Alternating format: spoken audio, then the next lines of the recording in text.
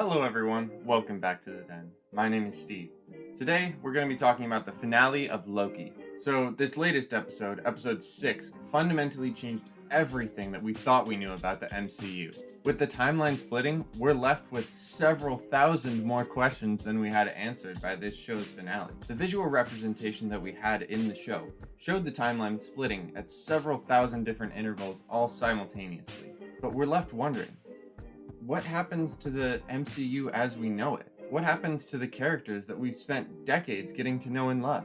This timeline split has been teased to Marvel fans ever since Spider-Man Far From Home, where Quentin Beck claimed that he was from an alternate reality where the elementals destroyed everything. We got another glimpse into what could be during WandaVision, when Evan Peters showed up playing Quicksilver. One of the most interesting parts of Loki so far has been Sylvie, a version of Loki from an alternate timeline, but her existence in and of itself contradicts everything that the TVA has stated. If up until now time has been a repeating circle where the TVA snips off any branches that differ too much, how is it even possible that Loki was born as a completely different gender? If a Nexus event can be caused by something as small as showing up to work late, surely the gender of a person affects who they are as they grow up. This extends to all of the Loki variants. Kid Loki seems to fit into the generally accepted timeline up until he kills Thor, and classic Loki fits, but not nearly as well. Was there absolutely nothing happening on that planet that he hit on for eons and eons? Surely something there would have affected the timeline. Even in his getaway, did he not take a ship? Would that not have stopped someone else who could have gotten away? I wouldn't exactly call these plot holes, just inconsistencies for sure. Anyways, back to Sylvie. What even was her plan to begin with? Her whole plan of splitting the timeline back in episode 2 seems like it was just a distraction, but the TVA agents acted like it was this huge and irreversible event, and then we just never talked about it again. They made it seem like these timelines were splitting at a rate that couldn't be fixed quick enough. Are we just supposed to believe that all those timelines were magically snipped before they could go too far? Speaking of snipping the branches, how exactly does that work? It's never really explained how the reset charges work, other than dumping things into the void. Does that dump each entire universe in there? The charges only seem to cover a small area. The visuals seem to imply that only the things that need to be changed got dumped. Or, if not, does the timeline just continue on without the things that are there? Or if not, does the timeline just continue on without the things that got removed? Like, for example, when they removed Loki from that area and they reset where he was, what happens to the rest of that timeline? Does it just continue on without a Loki?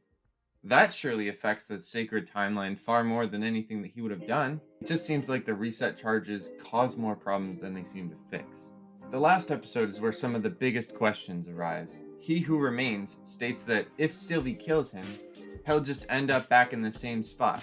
Well, how long does that take? If they're at the end of time, and that's a measurable point that you can go to, wouldn't the next Kang have already taken over their specific timeline and come back to this exact point in time to take the throne? It's implied that the castle exists sort of outside of time like the TVA does, but neither of them really have defined rules as to how exactly their time does work.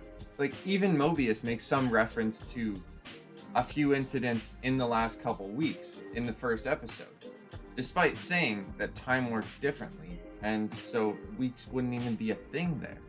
Does the TVA follow some type of linear timescale or a circular one like is depicted around Kang's castle? They say that the void occurs at the end of time, but we get to see the void, and it's a pretty physical space that still has planets and what seems to be Earth and a whole bunch of junk from Earth and people living there. So that doesn't really sound like the end of time to me. Does time just keep going through the void? And how long has the void been around for? Does the void constantly rewrite itself and come back to that original end of time point? Why exactly does Loki get dropped in the middle of this time during the void rather than at the beginning of the void? How did the Avengers' actions not incite the TVA? The judge says what they did was supposed to happen, but their actions inherently contradict that, because If they arrested Loki for doing something that he shouldn't have, then the Avengers, by extension, in reaction to what Loki did, should not have gone back and gotten the Pym particles as well as the Tesseract from the 70s. They wouldn't have gone back to the 70s if not for Loki stealing the Tesseract. Therefore, Steve wouldn't have seen Peggy or gone back to live with her. So, inherently, them stealing those Pym particles and also stealing the Tesseract from that section of the timeline are inherently contradictions in Judge Ren Slayer's interpretation of them doing what was supposed to happen. The last question that I have is about the Marvel timeline that we already know. It can be inferred that that timeline still exists somewheres in the mix, but has that been existent in this multiverse the whole time? And where exactly do they fit going forward from now? Are Thor and Thor 2 taking place on completely different timelines? I mean, we don't really have anything to prove that they're on the same one anymore, so who's to say? And can that timeline be changed retroactively? They've already confirmed time travel and interdimensional travel, so one of literally infinite timelines can and will invade the timeline that we know. It seems almost contradictory, but there are infinite times when the MCU proceeds as normal and infinite times when it's invaded, conquered, or attacked or messed with in some way. By the logic of the show, it's literally impossible for the MCU to continue existing. It just seems like the whole multiverse idea fundamentally doesn't mesh with the MCU's continuity as we know it so far. Loki most definitely has quite a few plot holes. I do really hope that they get answered in season 2, but it's hard to imagine a concise, credible solution to all of this, other than resetting everything back to a single timeline. It seems like the writers kind of backed themselves into a corner, where they can't justify what's already happened, and they can't predict what's going to happen, which has inevitably already happened, if time is a circle as they've insisted. This consistent depiction of time as a circular event is inherently the most contradictory and, quite frankly, is the biggest contributor to the nonsensicality of this entire show. So I'm truly hoping that that gets resolved or somehow written out by the end of season 2.